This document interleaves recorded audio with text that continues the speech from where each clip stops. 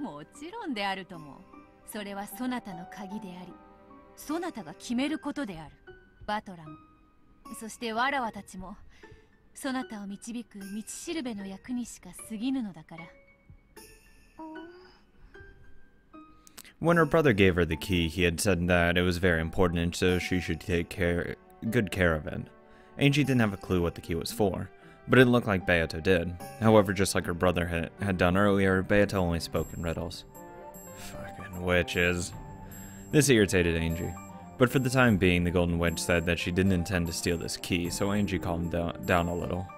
あなたは知っているの？もちろんであるとも。だが、それを教えるわけにはいかぬ。Of course. どうして？ Because riddles. その鍵をどう使うかは、そなたが自分で決めねばならぬからだ。The witch said the same thing as my brother. The pair nodded to each other, but it was all Greek to me. It felt like someone had laid out a riddle that everyone knew but me, and everyone was making fun of me. やがてわかる。無理に考える必要はない。Angie held the key tightly. Even if she didn't understand what it meant, it was her own key, and her big brother had told her to take good care of it. It was her youthful suspicion. She was scared that the witch might ask her to hand it over, saying that she'd teach her how to use it if she did. God, that is everything that happens to children. Of course, her thought showed up clearly on her face. The witch couldn't help but laugh at that honest expression. 安心せよ。そなたのその鍵は誰にも奪うことはできぬのだ。Again, you saying that only makes it more suspicious, and it makes me want to think that someone's going to try to steal it. 誰にも奪えない？そういう魔法が込められているとでも理解せよ。とにかく安心するがよい。わらわもバトラも、そして島の誰も、そなたから鍵を奪うようなことはせぬ。Okay, what if it's someone off this island? 本当に？あ、そういう魔法がかかってるんだ。 Good. I want this. The key was hanging around her neck like an ordinary necklace. Angie could take it off right now if she wanted, and if an adult tried to use force, it seemed like it would be easy for them to take it away. However, both the brother and the witch said that it was protected by a magic that would stop anyone from stealing it. One, it would also just be like, just the optics of it. It's like, oh god, you're stealing a little girl's necklace? What the fuck's wrong with you? You're just a piece of fucking shit. 魔法なんて本当にあるの？ Sure. Even the 6-year-old Angie knew about the word magic. However, she also realized that real magic didn't exist, and that certain kinds of magic tricks were sometimes called magic. However, her brother and the witch were talking about magic itself. ああ、魔法は存在する。本当に？マリアもよくわらわのことを話しているであろう。Beato exists. 魔女はいると。魔法は存在すると。そなたによく語ったはずだぞ。Well, that's all the proof I need. Sold. True, Maria had talked about that many times. When it was part of a game, Angie had believed her more or less. However, Angie was in some ways sharp for her age. That's because she's from Kyrie. And when she heard Maria talking halfway about magic, she sometimes thought that such a thing couldn't really exist. なら見せて。 Oh my god. 見せて、魔法。じゃなきゃ信じない。 Classic. おいおい。ベアとは島に来たばかりで、まだ屋敷に挨拶にも行ってないんだぞ。Yeah, calm down. Hold your horses. Battler spoke as though he was trying to smooth something over. When she heard that, Angie became sure that magic didn't exist after all. 魔女なんて嘘っぱち。 Summoned 7 different stakes just out of nowhere. Oh wow, I don't know how to explain that one. エンジェは知ってるもん。おい、よすんだ。ベアとが気を悪くする。Rude.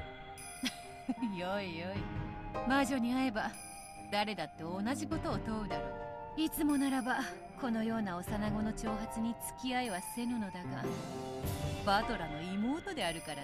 And she is pretty cute. 特別に披露してやってもよい。いいのか？よいよい。では見せよう、エンジェ。うん。 Oh god. Though Angie had challenged the witch to show her if she could, now that she was about to be shown, she looked a bit hesitant. She gulped and then stared up at the witch's face. The witch held out her left hand, bringing it close to Angie's face. Then she slowly spread her fingers. Angie, thinking that she was about to be turned into a frog, shrank back. However, after waiting a while and grinding her teeth, she realized that nothing was happening. So the part of her that had been scared began to get angry. 何も起こらないよ。早とちりするでない。まだ魔法を使ってはおらぬぞ。ほれ、わらわの手のひらをよーく見るがよい。種も仕掛けもないな。Oh, so that's what she was doing. Now that she finally understood, Angie checked both sides of the witch's hand. 何もないよ。よく見ておれ。こうして握る。そして人差し指を立てる。 Okay. She stretched out her index finger and held it right in front of Angie's eyes. Pokes her eye. Angie, thinking that she'd lose the game if she took a step back, stood her ground and concentrated on the fingertip. 人差し指の先をよーく見ておれ。行くぞ。早いぞ。 The witch rapidly lifted her index finger high into the air, pointing at the heavens. Just as Angie looked up to see the finger raised high, it swung down as though trying to dodge her gaze. In that manner. Up, down, left, right, then left again. Oh my god, no. Angie, feeling as though she'd lose if she couldn't keep up with the fingertip, swung her face this way and that, looking serious. Since she was very young, Angie had always hated to lose. Same. She would take even the most trivial game seriously and determined not to lose to the adults. Same. I can relate. The witch's hand moved faster and faster. Angie didn't lose track of it. I hate fucking losing. It's the worst thing that could happen to me. I lose constantly. Then after the high pointing finger was swung down all of a sudden, the index finger curled up again and the hand was held in a simple fist. Could it be that something was going to come out of that hand? Angie suspected that this might happen. Had followed the finger very closely. There'd been no chance for that empty hand to grab something. よいか。手を開くぞ。 The witch slowly opened her right fist, and there...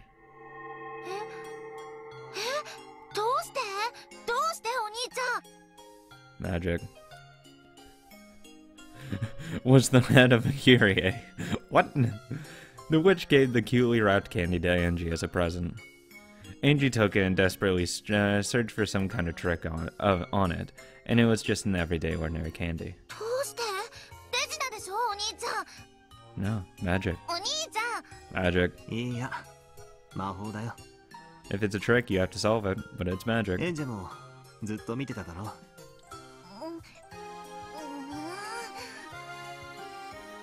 Since I was watching the whole time, how? She didn't like it, but she was unable to see how that could have been anything other than magic. As the little sister furrowed her brow and bit her lower lip, her brother gently told her that it was magic one more time. そろそろ屋敷へ挨拶に行く。バトラも付き合うがよい。 No, I'm good. わらは一人では窒息してしまうわ。 No, it's okay. You can enjoy Kinzo. そうか。じゃあ、お供させてもらうかな。エンジェはどうする？ゲストハウスに戻ってるか？お兄ちゃんと一緒がいい。 She still couldn't accept it. However, could it really? She still looked grumpy, but it looked like she was getting interested in this witch. さあ、では行こうではないか。黄金の魔女の帰還であるぞ。黄金の魔女の孫の帰還だけどな。そのキャッチコピー、もう少しなんとかならぬものか。 The big brother and witch really did seem close. With a kindred spirit like a pair of comedians, they started walking. Angie held onto the corner of her brother's sleeve, trying to make sure he didn't forget about her.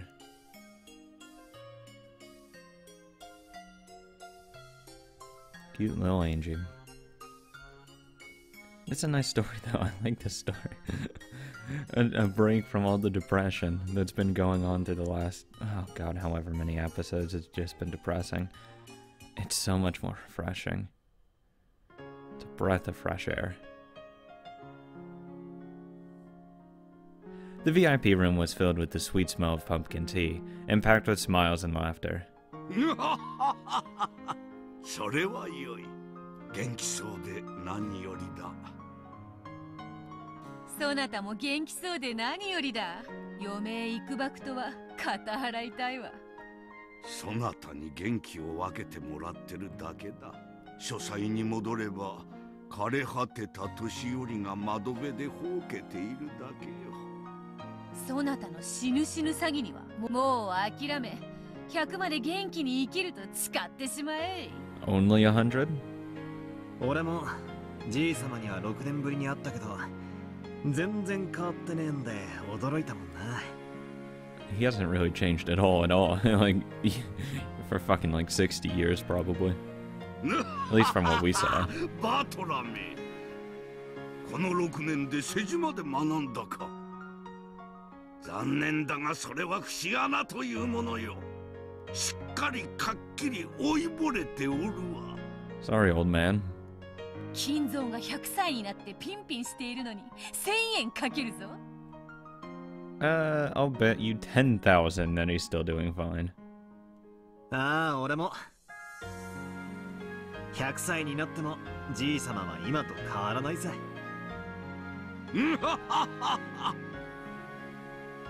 これ以上褒めても何も出ぬというのに。 Kento laughed cheerily. Beato, who sat next to Battler, was also laughing merrily.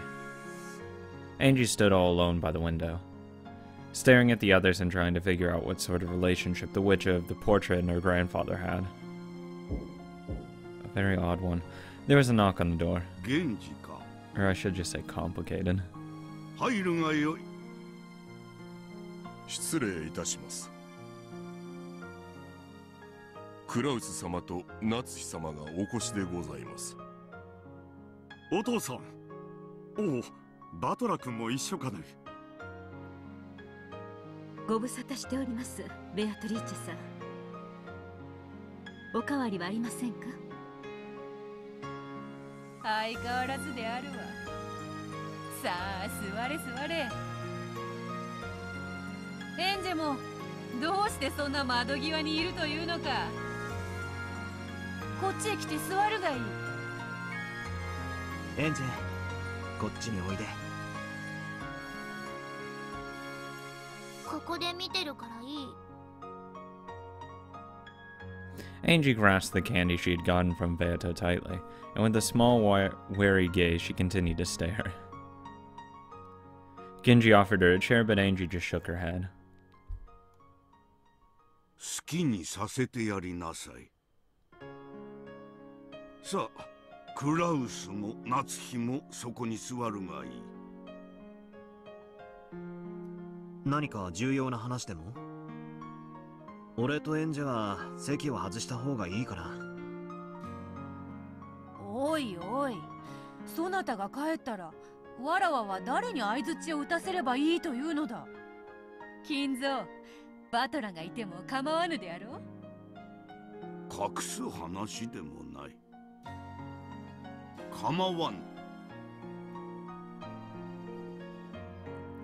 However, she had called Kraus and Natsui to the VIP room to meet Beatrice, the Golden Witch. He had called her. It was hard to imagine that Kenzo wanted to have a casual conversation. After Kenzo said he didn't mind, Beato also asked Battler to stay, so he decided to do so.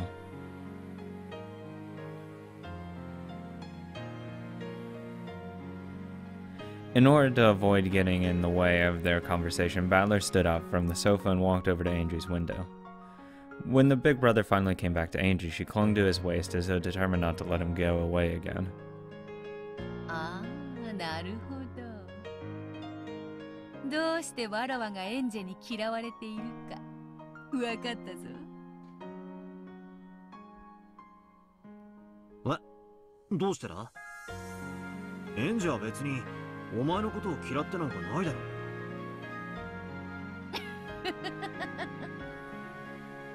これだからバトラは女心がわからぬのだ。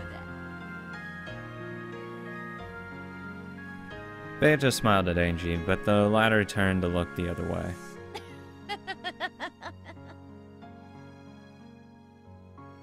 あ幼くとも女であるな。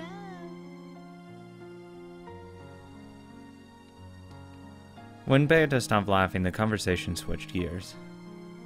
Why on earth did Kendo summon Kraus and Natui to the VIP room, and what was he going to talk about? Probably inheritance stuff. Everyone fell automatically silent. 黄金の魔女ベアトリーチェよ。滅ぶ運命にあったはずの後ろ宮家を救ってくれた大恩、一日たりとも忘れたことはないぞ。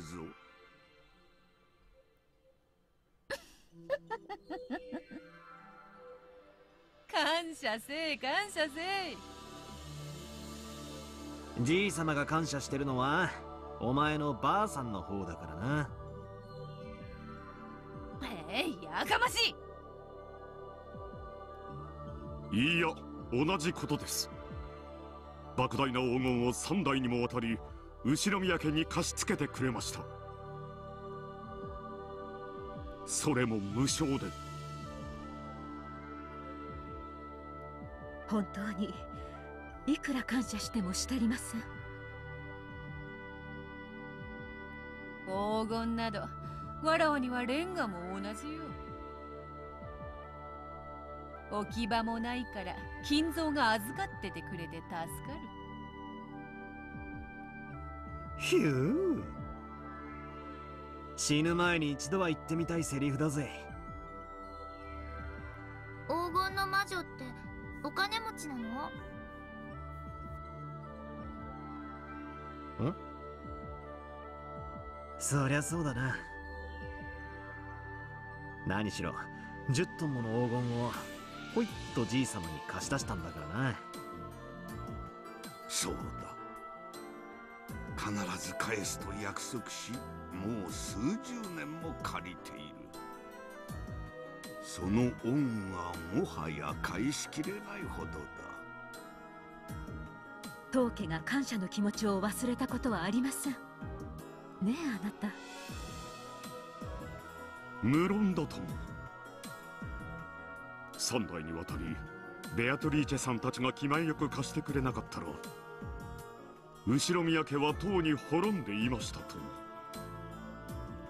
辣腕のお父さんとて軍資金がなければ何もできなかったのですから。もはや金が金を呼び、黄金の軍資金は静かに眠るのみだ。クラウス、私が何を話そうとしているかわかるか？ Yeah. Since the moment Kraus had been summoned here, he had guessed about the things Kenzo's words now hinted at. All things borrowed must be returned someday. That day had finally come. はい、わかっています。お父さん。ベアトリーチェよ。私はもう追い先はわずかだ。おそらく今日のこれが私とお前が会うことのできる最後の親族会議になろう。何を気弱なことを。そんなことがあろうはずもない。Beata laughed alone. Alone laughed. She looked at Battler, so he laughed along with her, but Kenzo and the others remained silent. Awkward laughter. Apparently, there existed some major concerns about Kenzo's health. Yeah, he's supposed to die. 来年すぐに死ぬつもりもない。しかし来年会おうと絶対の約束をすることはおそらくできぬ。私はいついかなる時でもできぬ約束をした試しは一度もない。そのようなことを胸を張って言われると、わらわも返す言葉がないぞ。本気で言っているのか？ベアトリーチェよ。もうしっかりとけじめをつけたいのだ。私がこうして元気であるうちにな。だから私は今日それを決心することとした。おじい様は何の話をしているの？ Be quiet, Angie. 静かに。 Oh, there you go. じい様は今からとても大事な話をする。 Starts crying. Ah, damn, every time. By now, even Battler understood what Kenzo was about to propose. Beato probably realized it too. Yeah, which I probably shouldn't be laughing. At one time, the Ushirimiya family had ruled the skies like an eagle, before being crushed in the Great Kanto earthquake. The eagle had one of its wings torn off, and it crawled in the mud on the point of death. Nice analogy. Then they were saved by the Golden Witch's golden miracle. Under the Golden Witch's protection, the eagle had nursed its wounds for many years, and now finally it was time for the eagle to leave the nest the witch had provided. I would still like to have that gold, though. It's a really nice safety net, though.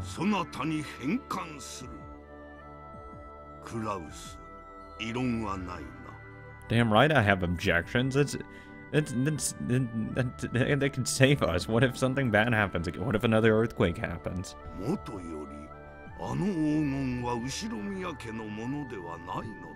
don't give a fuck. Finders keepers. Finder's fee. Alright, fuck off. Okay, I'm a greedy fuck, apparently. No! That could get me to the moon.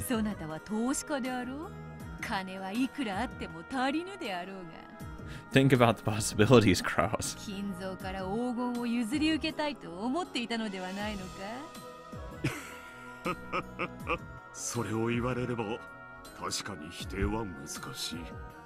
しかし、もとより父とあなたの契約であり、そしてもともとあなたの黄金です。 Pulls out a gun and kills both of them. Now it's mine. 主人は仮にも次期当主。 That would be the darkest twist of a story, and I would just be brought crashing down. お父様が一代にて当家を復興させたように、主人も一代で当家を繁栄させるでしょう。そしてそれは主人と私で成し遂げることです。You know, if you actually include Natsui in these conversations about finances and stuff, she can actually probably really help out because she's not stupid. She's really intelligent, and or at least I should say aware of a lot of things, and can understand complex situations pretty quickly. With that being said, I mean, he's not going to because he's prideful, but he really should loop her in so he doesn't get screwed all the time. よくぞ言った。その息であるぞ。10トンの黄金に未練はないというか。やれやれ、大したものよ。黄金の魔法が効かぬ相手には魔女も型なしであるな。そなたに黄金を返還する。だが、黄金の魔女ベアトリーチェが後宮家にとって最大の恩人であることは未来永劫変わらぬぞ。Yeah, obviously.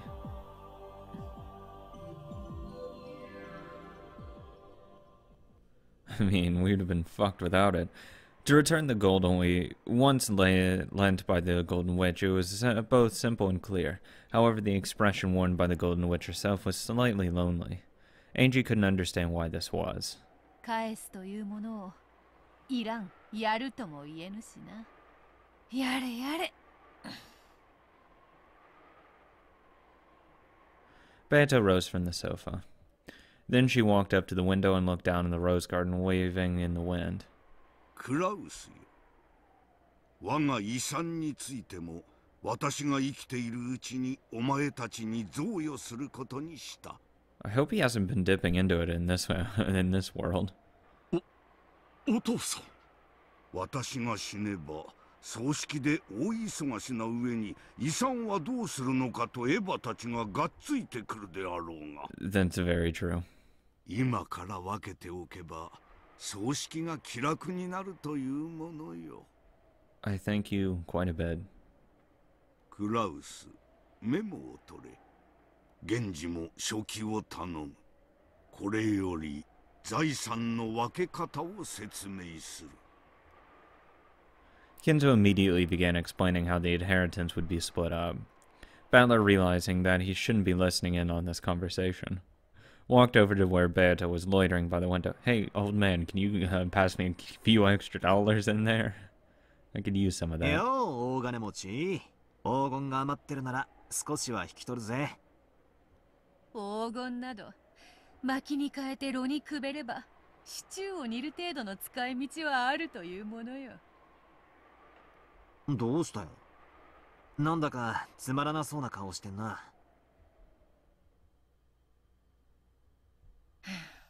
とうとうこの日が来たか。寂しいものよな。うん。そうか？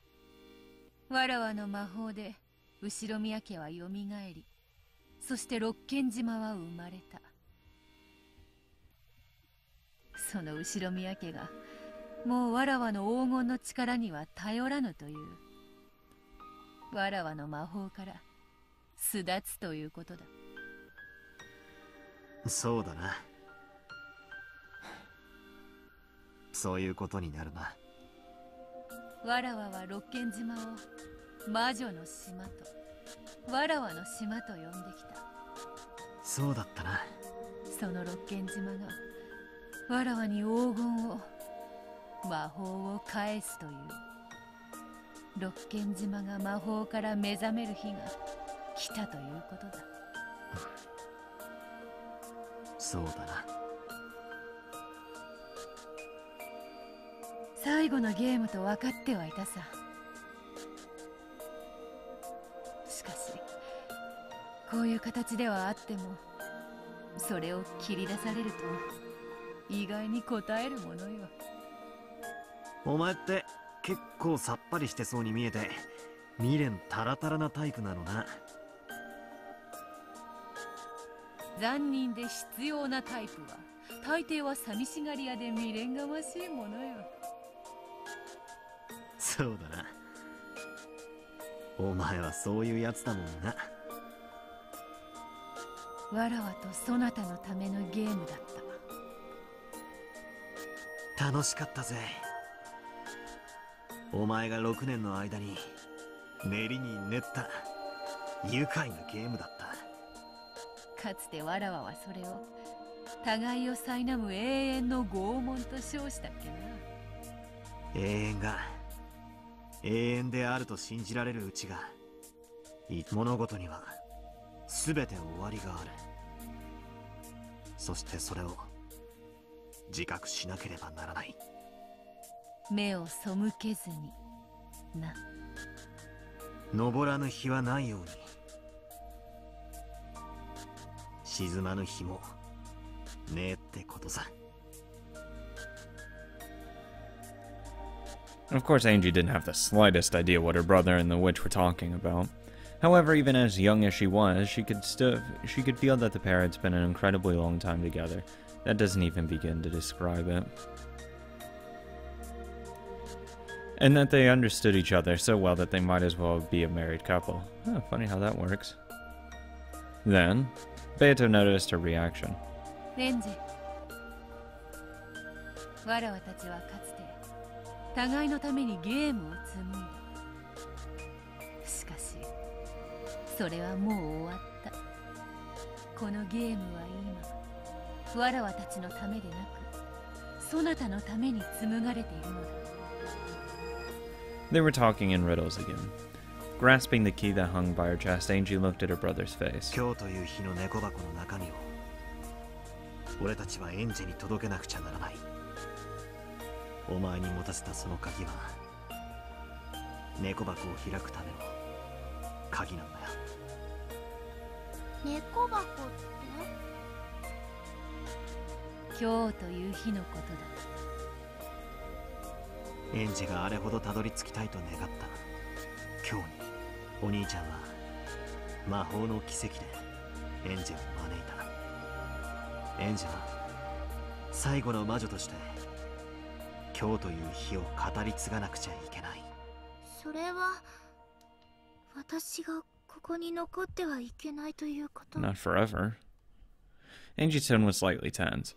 She understood what her brother meant and it made her frown. 私は1986年の六軒島へたどり着きたくてどれほど長い間苦しんだことか。そして私はやっとたどり着いたの。なのにそれを追い出すの？お兄ちゃんは言ったわ。私が自分で決めていいって。そうだな、確かにそう言った。